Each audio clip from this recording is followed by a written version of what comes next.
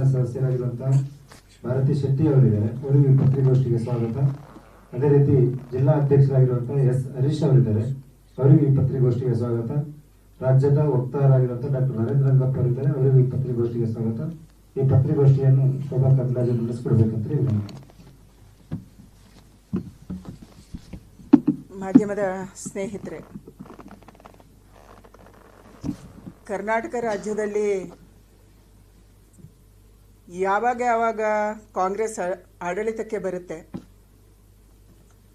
ಆ ಎಲ್ಲ ಸಂದರ್ಭದಲ್ಲಿ ಕೂಡ ಅಧಿಕಾರಿಗಳು ಬಲಿಯಾಗ್ತಾರೆ.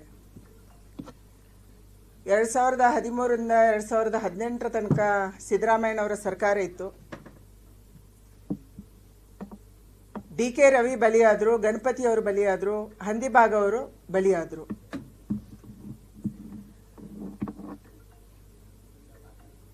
ಅಧಿಕಾರಿಗಳನ್ನ ಪ್ರೆಷರ್ ಮಾಡಿ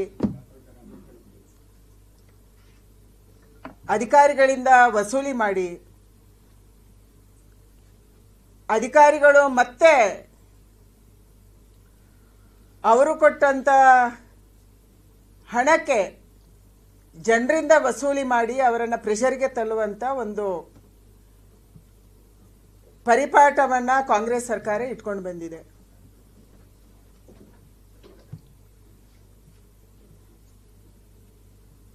ಪವನ್ ನೆಜ್ಜೂರು ಮಾಡಿದ ತಪ್ಪೇನು?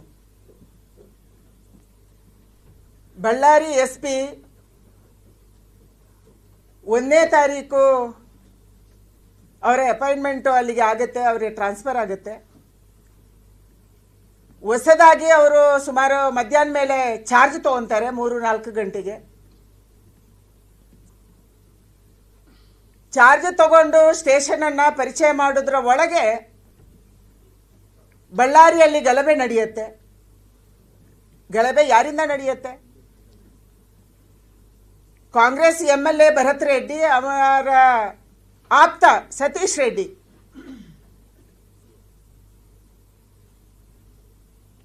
ಒಬ್ಬ ಶಾಸಕನ ಮನೆ ಮುಂದೆ ಹೋಗಿ ಕೂತ್ಕೊಂಡು ಚೇರ್ ಮೇಲೆ ಕೂತ್ಕೊಂಡು ಬ್ಯಾನರ್ ಅನ್ನು ಹಾಕೋದಕ್ಕೆ ಪ್ರಯತ್ನ ಮಾಡ್ತಾರೆ. ಅಲ್ಲಿ ಗಲಭೆ ಆಗುತ್ತೆ, ಕಲ್ಲು ತೂರಾಟ ನಡೆಯುತ್ತೆ, ಬಿಯರ್ ಬಾಟ್ಲುಗಳು, ವಿಸ್ಕಿ ಬಾಟ್ಲುಗಳ ತೂರಾಟ ನಡೆಯುತ್ತೆ.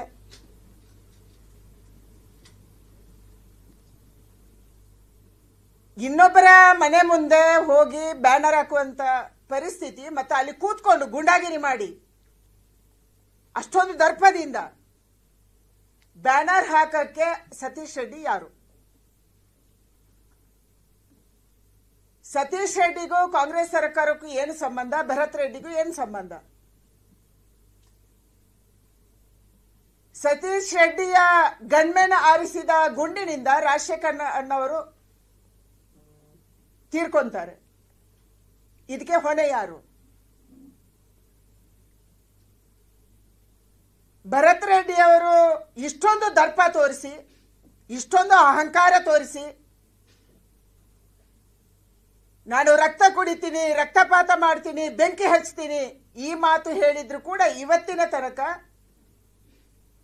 ಭರತ್ ರೆಡ್ಡಿ ಅವರ ಮೇಲೆ ಆಕ್ಷನ್ ಆಗಿಲ್ಲ. ಈ ರಾಜ್ಯ ಸರ್ಕಾರ ಕ್ರಮ ತಗೊಂಡಿಲ್ಲ. ಯಾಕೆ? ರಾಜ್ಯದ ಮುಖ್ಯಮಂತ್ರಿಗಳು ಹೇಳ್ತಾರೆ, ನಾನು ಭರತ್ ರೆಡ್ಡಿ ಅವರನ್ನ ಭೇಟಿ ಮಾಡಲ್ಲ, ಅವರ ಮೇಲೆ FIR ಆಗಿದೆ. ಭರತ್ ರೆಡ್ಡಿ ಅವರ ಮೇಲೆ FIR ಆಯ್ತು. ಮುಖ್ಯಮಂತ್ರಿಗಳೇ ನಿನ್ನೆ ಅವರ ಜೊತೆ ಕೂತ್ಕೊಂಡು ಫೋಟೋ ತೆಗಿಸ್ಕೊಂತೀರಿ, ಮಾತಾಡ್ತೀರಿ. ಯಾರ ವಿರುದ್ಧ ಷಡ್ಯಂತ್ರ ಮಾಡಿದ್ರಿ?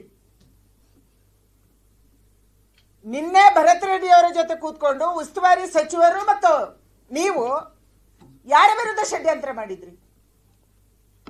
ಈ ಫೋಟೋದ ಅರ್ಥ ಏನು? ಯಾರು ರಕ್ತದ ಹೊಲೆ ಹರಿಸ್ತೀನಿ ಅಂತ ಹೇಳ್ತಾನೆ, ಯಾರು ಬೆಂಕಿ ಹಚ್ತೀನಿ ಅಂತ ಹೇಳ್ತಾರೆ, ಯಾರ ಕಾರಣಕ್ಕಾಗಿ ಒಬ್ಬ ನಿರಪರಾಧಿ ವ್ಯಕ್ತಿ ಸಾಯ್ತಾನೆ, ಒಬ್ಬ SP ಸಸ್ಪೆಂಡ್ ಆಗಿ ಸುಸೈಡ್ ಮಾಡ್ಕೊಳಕ್ ಹೋಗ್ತಾನೆ, ಅಂತ ವ್ಯಕ್ತಿಯ ಜೊತೆ ನಿಮ್ಮ ಸಂಬಂಧ, ನೀವು ಅವರ ರಕ್ಷಣೆ ಮಾಡ್ತಾ ಇರುವಂತ ರೀತಿ ಇದು. ಇದು ನಿಮ್ಮ ಸರ್ಕಾರ.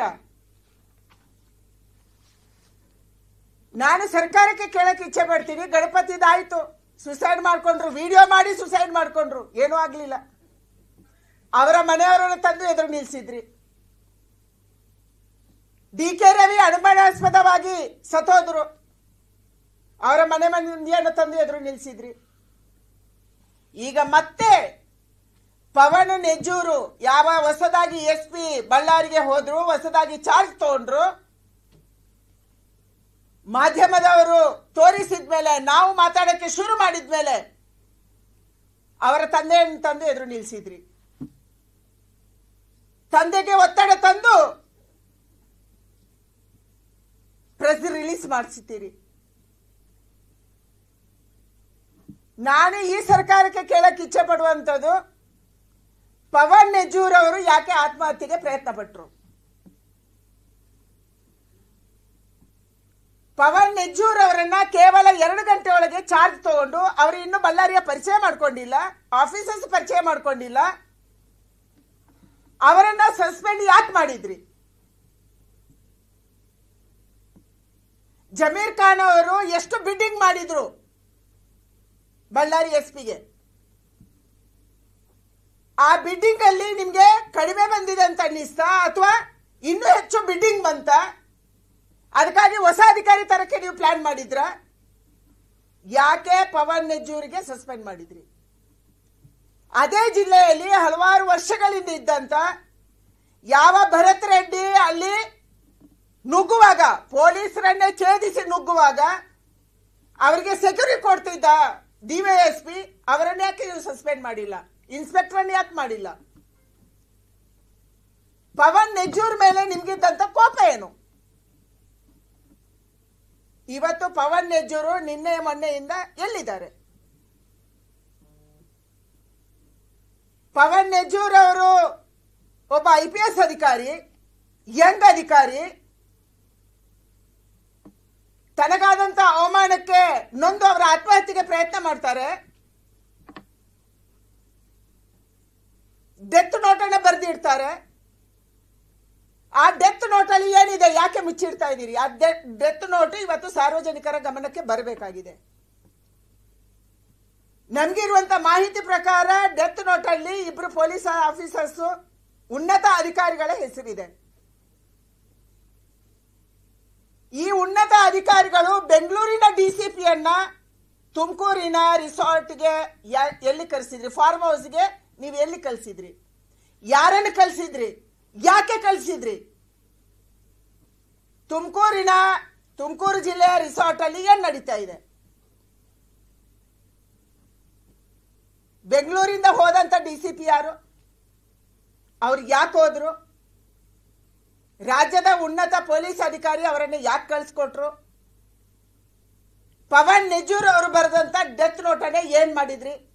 ಅದನ್ನ ಮುಚ್ಚಿ ಹಾಕೋದಕ್ಕಾಗಿ ನೀವು ಬೆಂಗಳೂರಿಂದ DCPಯನ್ನ ಕಳಿಸ್ತೀರಿ, ಡೆತ್ ನೋಟ್ ಅನ್ನ ಕೈಯಲ್ಲಿ ಇಟ್ಕೊಂತೀರಿ, ಅದನ್ನ ಬಿಡುಗಡೆ ಮಾಡಲ್ಲ.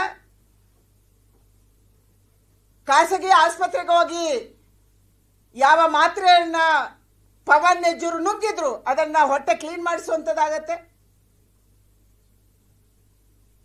ಏನ್ ನಡೀತಿದೆ ರಾಜ್ಯದಲ್ಲಿ? ಸಿದ್ದರಾಮಯ್ಯನವರ ನೇತೃತ್ವದ ಸರ್ಕಾರ ಬಂದಾಗೆಲ್ಲ ಅಧಿಕಾರಿಗಳ ಮೇಲೆ ಈ ರೀತಿಯ ದರ್ಪವನ್ನ ತೋರಿಸಿ ಅಧಿಕಾರಿಗಳನ್ನ ಬಲಿಪಶು ಮಾಡುವಂತದ್ದು ನಿರಂತರವಾಗಿ ನಡೀತಾ ಇದೆ. ಎಷ್ಟು ಜನ ಬಲಿಯಾಗಬೇಕು ಸಿದ್ದರಾಮಯ್ಯನವರು ನಿಮ್ಮ ಸರ್ಕಾರಕ್ಕೆ? ಕಾಂಟ್ರಾಕ್ಟರ್ಸ್ ಬಲಿ ಆಗ್ತಾ ಇದ್ದಾರೆ, ಅಧಿಕಾರಿಗಳು ಬಲಿ ಆಗ್ತಾ ಇದ್ದಾರೆ, ಜನ ಬಲಿ ಆಗ್ತಾ ಇದ್ದಾರೆ, ರೈತರು ಬಲಿ ಆಗ್ತಿದ್ದಾರೆ, ಹೆಣ್ಮಕ್ಳು ಬಲಿ ಆಗ್ತಾ ಇದ್ದಾರೆ. ನಿಮ್ಗೆ ಏನು ಅನ್ಸಲ್ಲ? ನೀವು ಯಾರು ಅಪರಾಧಿ ಜಾಗದಲ್ಲಿ ಇರಬೇಕು, ಯಾರು ಬಳ್ಳಾರಿ ಘಟನೆಗೆ ಕಾರಣೀಕರ್ತರಾದ್ರೆ ಅವ್ರ ಜೊತೆ ಮೀಟಿಂಗ್ ಮಾಡ್ತೀರಿ. ಯಾವಾಗ? ಅದು ನಿನ್ನೆ. ಇಷ್ಟೆಲ್ಲ ಘಟನೆಯ, ಇಷ್ಟೆಲ್ಲ ಬಿಸಿಯ ಮಧ್ಯೆ ನೀವು ಅವ್ರ ಜೊತೆ ಕೂತ್ಕೊಂತೀರಿ. ಕರ್ನಾಟಕ ರಾಜ್ಯದಲ್ಲಿ ಏನ್ ನಡೀತಿದೆ? ಪವನ್ ನೆಜ್ಜೂರ್ ಅವರ ತಂದೆಯ ಪ್ರೆಸ್ ಹೇಳಿಕೆಯನ್ನು ಯಾಕೆ ಬಿಡುಗಡೆ ಮಾಡಿಸಿದ್ರಿ? ನಿಮ್ಮ ಮಂತ್ರಿಗಳು ಹೇಳ್ತಾರೆ ಪವನ್ ನೆಜ್ಜೂರ್ ಅವರು ಬಳ್ಳಾರಿ ಘಟನೆ ಆದಾಗ ಇರಲೇ ಇಲ್ಲ, ಅವರು ಆಗಷ್ಟೇ ಹೋಗಿದ್ರು. ಸರಿ, ಎಷ್ಟು ಸುಳ್ಳು ಹೇಳುತ್ತೆ ನಿಮ್ಮ ಸರ್ಕಾರ ಅಂತ ಇವತ್ತು ಮಾಧ್ಯಮದವರು ತೋರಿಸ್ತಾ ಇದ್ದಾರೆ. ಪವನ್ ನೆಜ್ಜೂರು ಆ ಜಾಗದಲ್ಲಿ ಇದ್ರು. ಲೈವ್ ಬರ್ತಾ ಇದೆ. ನೀವು ಯಾರಿಗೆ ಸುಳ್ಳು ಹೇಳಕ್ಕೆ ಹೊರಟಿದ್ದೀರಿ? ಯಾರನ್ನ ರಕ್ಷಣೆ ಮಾಡಕ್ಕೆ ಹೊರಟಿದ್ದೀರಿ? ನಿಮ್ಮ ಗೂಂಡಾ ಶಾಸಕರನ್ನ ನೀವು ರಕ್ಷಣೆ ಮಾಡಕ್ಕೆ ಹೊರಟಿದ್ದೀರಿ. ಇವತ್ತು ಪವನ್ ನೆಜ್ಜೂರ್ ಅವರಿಗೆ ನ್ಯಾಯ ಬೇಕಾಗಿದೆ.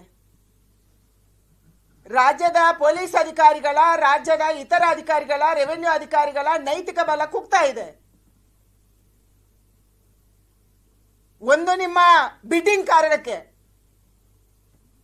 ಬೆಂಗಳೂರಲ್ಲಿ ಮನೆ ಬಾಡಿಗೆ ಪಡೆಯಕ್ಕೆ ಜನ 11 ತಿಂಗಳ ಅಗ್ರಿಮೆಂಟ್ ಮಾಡ್ಕೊಂತಾರೆ. ಕೇವಲ 11 ತಿಂಗಳು ಬೆಂಗಳೂರಲ್ಲಿ ಇರುವುದು. ಅದೇ ರೀತಿ ನಿಮ್ಮ ಅಧಿಕಾರಿಗಳ ಬಿಡ್ಡಿಂಗ್ 11 ತಿಂಗಳಿಗೆ ಬದಲಾವಣೆ ಆಗ್ತಾರೆ.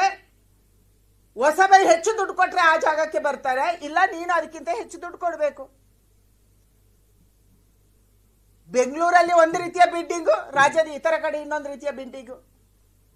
ಜಮೀರ್ ಖಾನ್ ಅವರ ಬಿಡ್ಡಿಂಗ್ನ ಕಾರಣಕ್ಕಾಗಿ ಇವತ್ತು ಪವನ್ ನೆಜ್ಜೂರ್ ಅವರು ಬಲಿಯಾಗಿದೆ. ಇದು ಬಹಳ ಸ್ಪಷ್ಟ ಇದೆ.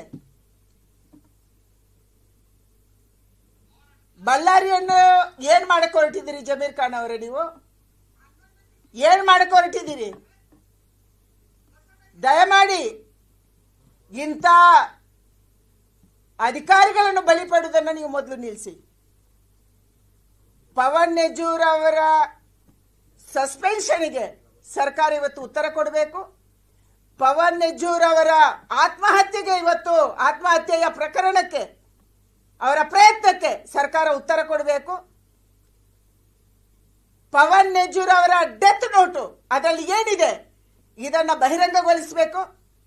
ಯಾವ ಅಧಿಕಾರಿಗಳು ಇದರಲ್ಲಿ ಶಾಮೀಲಾಗಿದ್ದಾರೆ, ಯಾರ ಹೆಸರನ್ನು ಅವರು ಬರೆದಿಟ್ಟಿದ್ದಾರೆ, ಇದು ಆಚೆ ಬರಬೇಕು. ನಿನ್ನೆ ಮುಖ್ಯಮಂತ್ರಿಗಳು ಭರತ್ ರೆಡ್ಡಿ ಅಂತ ಒಬ್ಬ ವ್ಯಕ್ತಿ ಜೊತೆ ಕೂತ್ಕೊಂಡು ಆ ಎಫ್ಐಆರ್ ಆಗಿದೆ ಅವನ ಮೇಲೆ, ಎಫ್ಐಆರ್ ಆದವರ ಜೊತೆ ನೀವು ಹೆಂಗ್ ಕೂತ್ಕೊಂಡ್ರಿ? ಇದಕ್ಕೆ ಉತ್ತರ ಕೊಡುವವರು ಯಾರು? ಅಪರಾಧಿಗಳ ಜೊತೆ ಕೂತ್ಕೊಂತೀರಿ, ಮತ್ತೆ ನ್ಯಾಯ ಹೆಂಗ್ ಸಿಗುತ್ತೆ? ಯಾರ ಹತ್ರ ನ್ಯಾಯ ಕೇಳಬೇಕು?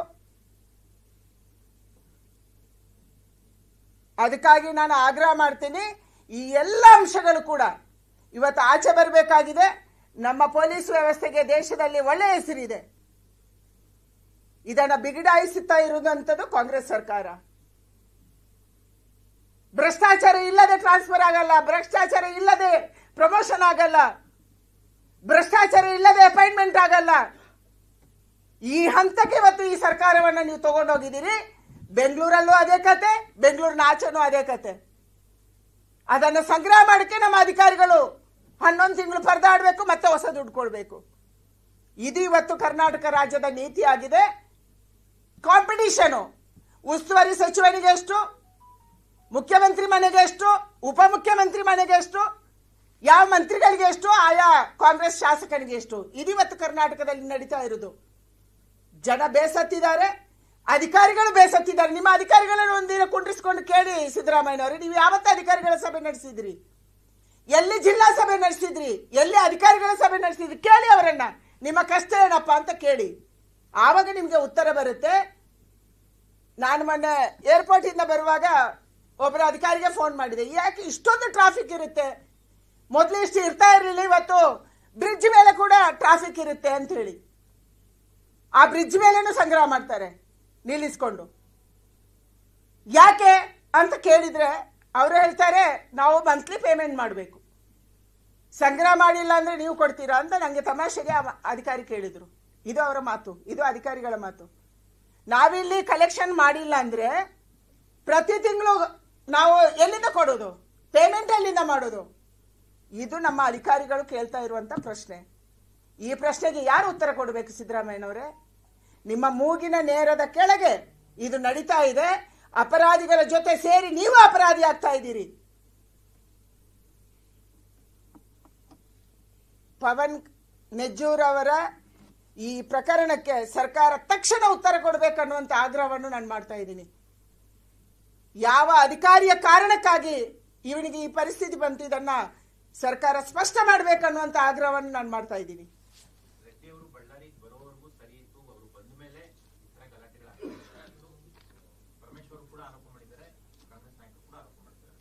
ಮೊನ್ನೆ ಗಲಾಟೆ ಮಾಡಿದವರು ಯಾರು? ರಕ್ತದ ಹೊಳೆ ಹರಿಸ್ತೀನಿ ಅನ್ನೋರು ಯಾರು? ಮನೆಗೆ ಬೆಂಕಿ ಹಚ್ತೀನಿ ಅಂತ ಹೇಳಿದವರು ಯಾರು? ಯಾರ ಪಿಸ್ತೂಲಿಂದ ಗುಂಡು ಆಚೆ ಬಂತು?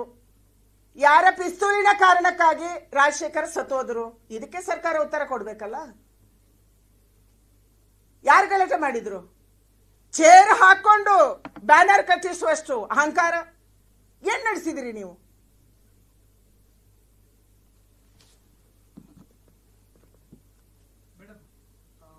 ಬಿಜೆಪಿ ಸರ್ಕಾರ ಇದ್ದಾಗ ಕಾಂಗ್ರೆಸ್ನ ಶಾಸಕರೊಬ್ಬರು ಮನೆ ಮೇಲೆ ಕೆಜೆಹಳ್ಳಿ ಡಿಜೆಹಳ್ಳಿ ಅಟ್ಯಾಕ್ ಆಯ್ತು. ಅದಾದ್ಮೇಲೆ ಅವ್ರಿಗೆ ಟಿಕೆಟ್ ಡಿನೇ ಮಾಡಿದ್ರು, ಅವ್ರ ಪಾರ್ಟಿ ಎಲ್ಲ ಬಿಟ್ಟರು. ಅದೆಲ್ಲ ಹಳೆ ಕತೆ. ಅವತ್ತು ದಲಿತ ಶಾಸಕರು, ಇವತ್ತು ನಿಮ್ಮ ಪಕ್ಷಕ್ಕೆ ಸೇರ್ಪಡೆಯಾಗಿರುವಂತ ಶಾಸಕರು, ಅವ್ರಿಗೆ ನ್ಯಾಯ ಸಿಕ್ಕಿಲ್ಲ. ನಿಮ್ಮ ಶಾಸಕರು ನ್ಯಾಯ ಸಿಗತ್ತೆ ಅಂತ ಅನ್ಸುತ್ತಾ? ಕಾಂಗ್ರೆಸ್ ಅಲ್ಲಿ ಯಾರಿಗೂ ನ್ಯಾಯ ಸಿಗಲ್ಲ. ಇದು ಕಾಂಗ್ರೆಸ್ ಸರ್ಕಾರ. ಅಖಂಡ ಶ್ರೀನಿವಾಸ ಮೂರ್ತಿ ಅವರ ಮನೆಯನ್ನ ಸುಟ್ಟಾಗ ನಾನೇ ಹೋಗಿದ್ದೆ ಅವರ ಮನೆಗೆ. ಫಸ್ಟ್ ಹೋದವಳು ನಾನು. ಡಿಜೆ ಹಳ್ಳಿ ಕೆಜೆ ಹಳ್ಳಿಯಲ್ಲಿ ಪೊಲೀಸ್ ಸ್ಟೇಷನ್ ಅನ್ನು ಸುಟ್ರು. ಕೇವಲ ಶಾಸಕರ ಮನೆ ಮಾತ್ರ ಅಲ್ಲ, ಮೊದಲು ಪೊಲೀಸ್ ಸ್ಟೇಷನ್ ಸುಟ್ರು, ಆಮೇಲೆ ಶಾಸಕರ ಮನೆ ಸುಟ್ರು. ಒಬ್ಬನೇ ಒಬ್ಬ ಕಾಂಗ್ರೆಸ್ ನಾಯಕ ಅಲ್ಲಿ ಹೋಗ್ಲಿಲ್ಲ. ಯಾಕೆಂದ್ರೆ ಅವರು ದಲಿತರು, ಪರಿಶಿಷ್ಟ ಜಾತಿಯವರು, ಸುಟ್ಟವರು ಅಲ್ಪಸಂಖ್ಯಾತರು. ನಾವು ಅಲ್ಪಸಂಖ್ಯಾತರ ಓಟಿಗೆ ತೊಂದರೆ ಆಗುತ್ತೆ. ನಮಗೆ ವೋಟ್ ಬ್ಯಾಂಕ್ ಮುಖ್ಯ. ನಮ್ಮ ಶಾಸಕನ ಜೀವ ಮುಖ್ಯ ಅಲ್ಲ, ಅವರ ಮನೆ ಸುಟ್ಟಿರೋದು ಮುಖ್ಯ ಅಲ್ಲ, ಗೌರವ ಮುಖ್ಯ ಅಲ್ಲ.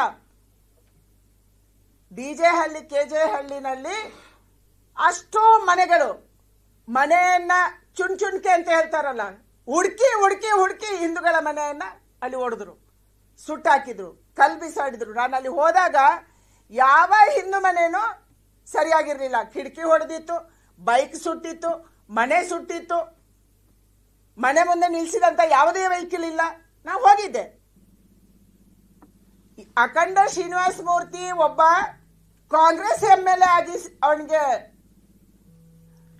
ರಕ್ಷಣೆ ಸಿಕ್ಕಿಲ್ಲ ಅಂದ್ರೆ ಇನ್ನು ನಮ್ಗೆ ಜಾಯಿನ್ ಆಗಿರುವಂತ ಶಾಸಕನಿಗೆ ಸಿಗಕ್ಕೇನು ಸಾಧ್ಯ? ರಕ್ಷಣೆ ಸಿಗುತ್ತೆ ಅಂತ ನಿರೀಕ್ಷೆ ಮಾಡೋದೇ ತಪ್ಪು ಅನ್ನುವಂತ ಪರಿಸ್ಥಿತಿ ಇವತ್ತು ಬಂದಿದೆ. ಯಾಕಂದ್ರೆ ಪೊಲೀಸರು ಕೂಡ ನೈತಿಕ ಬಲ ಅವ್ರದ್ದು ಕುಗ್ತಾ ಇದೆ. ಇದಕ್ಕೆ ಪವನ್ ನೆಜ್ಜೂರ್ ಉದಾಹರಣೆ ಇದೆ. ಬೇರೆ ಬೇರೆ ಅಧಿಕಾರಿಗಳು ಇವತ್ತು ಬೇರೆ ಬೇರೆ ಭಾಗದಲ್ಲಿ ಈ ಸರ್ಕಾರನೇ ಬೇಡ ಅಂತ ಹಲವಾರು ಜನ ಸೆಂಟ್ರಲ್ ಗೌರ್ಮೆಂಟ್ಗೆ ಹೋಗ್ತಾ ಇದ್ದಾರೆ. ನಾವು ಸಂಗ್ರಹ ಮಾಡಿ ಕೊಡಕ್ಕಾಗಲ್ಲ. ನಾನು ಡೆಲ್ಲಿಗೆ ಬಂದ ಒಬ್ಬ ಅಧಿಕಾರಿ ಕೇಳಿದೆ, ಯಾಕೆ ಬಂದ್ರಿಯಪ್ಪ ಕರ್ನಾಟಕ ಬಿಟ್ಟು, ಇಂಥ ಪೊಲ್ಯೂಷನ್ಗೆ ಯಾಕೆ ಬಂದ್ರಿ ಅಂತ ತಮಾಷೆ ಕೇಳಿದೆ.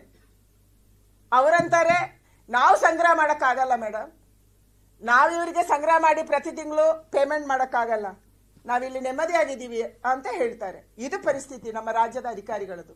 ಒಬ್ಬ ಪ್ರಾಮಾಣಿಕ ಅಧಿಕಾರಿನೂ ಇಲ್ಲಿ ನಿಲ್ಲಕ್ಕೆ ಇಷ್ಟಪಡಲ್ಲ.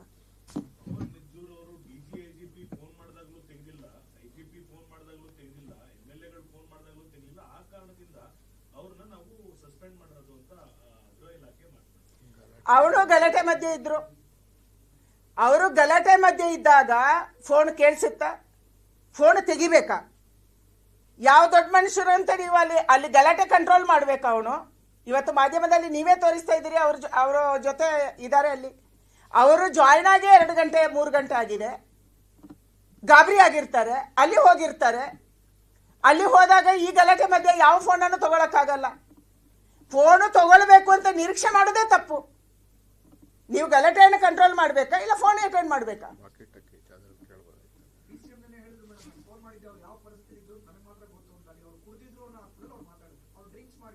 ಇದನ್ನ ಆರೋಪ ಮಾಡಿಸ್ತಾರೆ. ನೀವು ಗಣಪತಿಯ ಕೇಸನ್ನು ನೋಡಿದ್ರಿ, ನೀವು DK ರವಿ ಕೇಸನ್ನು ನೋಡಿದ್ರಿ. ಒಂದಲ್ಲ ಒಂದು ಆರೋಪ ಮಾಡಿ ಸರ್ಕಾರ ಅವರನ್ನು ಕೊಲ್ಲುತ್ತೆ. ಅಧಿಕಾರಿಗಳನ್ನ ರಕ್ಷಣೆ ಮಾಡೋದು ಸರ್ಕಾರ ಜವಾಬ್ದಾರಿ ಅಂತ ಸರ್ಕಾರ ಅನ್ಕೊಂಡಿಲ್ಲ. ಅಧಿಕಾರಿಗಳ ಮೇಲೆ ಆರೋಪ ಮಾಡಿ ಅವರನ್ನು ಕೊಲ್ಲುವಂತ ಸ್ಥಿತಿ. ಇದೇ ಆರೋಪವನ್ನು ಗಣಪತಿ ಮೇಲೆ ಮಾಡಿದ್ರು. ಇದೇ ಆರೋಪವನ್ನು ಇವತ್ತು ನೆಜ್ಜೂರ್ ಮೇಲೆ ಮಾಡ್ತಾರೆ. ಅವನು ಯಾವ ಸ್ಥಿತಿಯಲ್ಲಿದ್ದಾನೆ ಅಂತೇಳಿ. ಅವನು ಯಾವ ಸ್ಥಿತಿಯಲ್ಲಿದ್ದಾನೆ? ಇವತ್ತು ಆತ್ಮಹತ್ಯೆಗೆ ಯತ್ನ ಮಾಡಿ ಆಸ್ಪತ್ರೆಯಲ್ಲಿ ಸೇರುವಂತ ಸ್ಥಿತಿಯಲ್ಲಿದ್ದಾರೆ. ಇದನ್ನು ಸರ್ಕಾರ ಒಪ್ಕೋಬೇಕಂದ್ರೆ ನೀವು ಹೇಳ್ತೀವಲ್ಲ, ನಾಯನ್ನು ಕೊಲ್ಲಬೇಕು ಅಂದ್ರೆ ಟೆಲ್ ಮ್ಯಾಡ್ ಅಂಡ್ ಇದು ಕೊಂದಾಕು ಅಂತೇಳಿ. ಇವತ್ತು ಸರ್ಕಾರ ನಮ್ಮನ್ನ ಆ ರೀತಿ ಮಾಡ್ತಾ ಇದೆ. ನಮ್ಮ ಮೇಲೆ ಆರೋಪ ಮಾಡೋದು. ನಾನು ಅಧಿಕಾರಿಗಳ ಬಗ್ಗೆ ಹೇಳ್ತಾ ಇಲ್ಲ ಇದನ್ನ. ಶೋಭನ್ ಮೇಲೆ ಆರೋಪ ಮಾಡು, ಕೇಸ್ ಹಾಕು. ಯಾವುದೋ ಬಿಜೆಪಿ ಕಾರ್ಯಕರ್ತರ ಮೇಲೆ ಆರೋಪ ಮಾಡು, ಕೇಸ್ ಹಾಕು. ಯಾವುದೋ ಸೋಷಿಯಲ್ ಮೀಡಿಯಾದ ಒಂದು ವಿಷಯ ತಗೋ, ಕೇಸ್ ಹಾಕು. ಇದು ಕಾಂಗ್ರೆಸ್ ಸರ್ಕಾರ ಮಾಡ್ತಾ ಇರುವಂತದ್ದು. ನಮ್ಮ ಅಧಿಕಾರಿಗಳು ಅದಕ್ಕಾಗಿ ನೈತಿಕವಾಗಿ ಕೂಗ್ತಾ ಇದ್ದಾರೆ. ತಪ್ಪು ಹೊರಿಸು, ಕೇಸ್ ಹಾಕು. ಇದು ರಾಜ್ಯ ಸರ್ಕಾರ ಮಾಡ್ತಾ ಇರುವಂತದ್ದು. ನೀವು ಯಾವ ಸ್ಟ್ರಾಟಜಿಯನ್ನ ಗಣಪತಿಗೆ ಡಿ ಕೆ ರವಿಗೆ ಮಾಡಿದ್ರಿ, ಅದೇ ಸ್ಟ್ರಾಟಜಿ ಇವತ್ತು ಪವನ್ ನೆಜ್ಜೂರಿಗೆ ಮಾಡ್ತಾ ಇದ್ದೀರಿ. ಅವನು ಸರಿ ಇರಲಿಲ್ಲ. ಯಾವ್ದಾದ್ರು ಒಬ್ಬ SP ಹೋಗಿ ಜಾಯಿನ್ ಆಗಿ 2 ಗಂಟೆಯಲ್ಲಿ ಕುಡಿದು ಮಲಗಕ್ಕೆ ಸಾಧ್ಯನಾ? ಇದನ್ನು ಯಾರಾದರೂ ಒಪ್ಕೋಬಹುದಾ? ಯಾರಿಗೆ ಹೇಳ್ತಾ ಇದ್ದೀರಿ ನೀವು? ಯಾರಿಗೆ ಆರೋಪ ಮಾಡ್ತೀವಿ? ಒಬ್ಬ ಯಂಗ್ ಆಫೀಸರು ತನಗೆ ಮೊದಲ ಬಾರಿಗೆ SP ಪೋಸ್ಟಿಂಗ್ ಸಿಕ್ಕಿದೆ, ವಿದಿನ್ 2 ಅವರ್ಸ್ ಅವನೋಗಿ ಕುಡಿದು ಮಲಗಿದ ಅಂದ್ರೆ ಏನರ್ಥ? ಏನ್ ಮಾಡಕ್ ಹೊರಟಿದ್ದೀರಿ ನೀವು?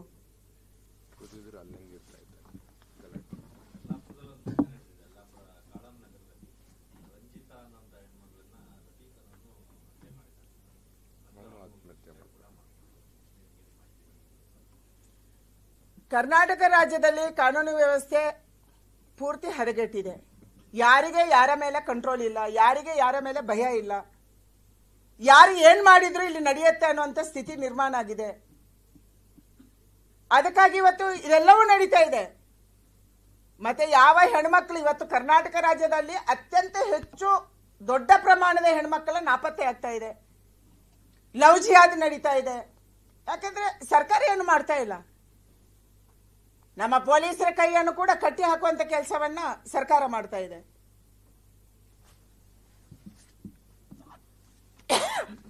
ಥ್ಯಾಂಕ್ ಯು ಅಪ್ಪ.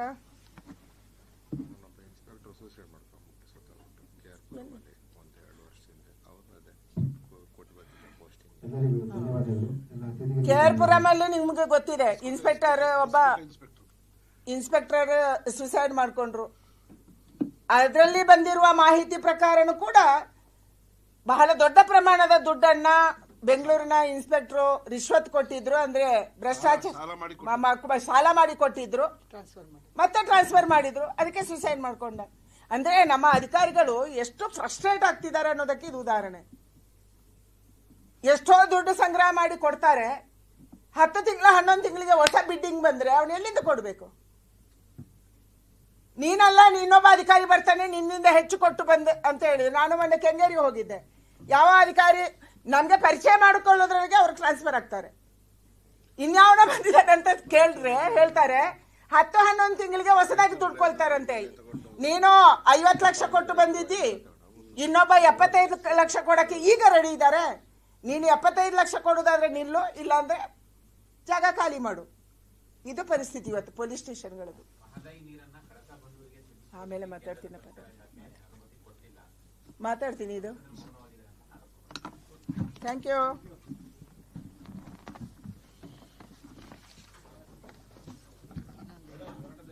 ಕೋಣ